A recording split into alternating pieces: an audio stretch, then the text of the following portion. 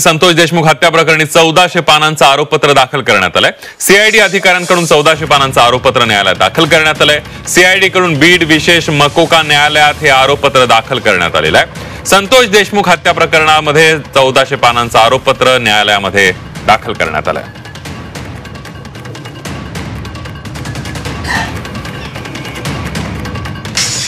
यासाठीनं आज 83 दिवस त्या ठिकाणी मृत्यूला झालेले आहेत।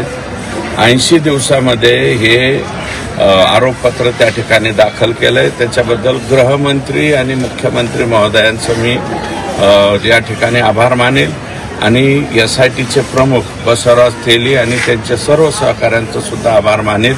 आणि याच्यामध्ये मोका 101 त्याच्यानंतर अॅट्रॉसिटी आणि खंडणी या चारीच्या बाबतीमध्ये सर्व आरोपपत्र दाखल झालेले आहेत।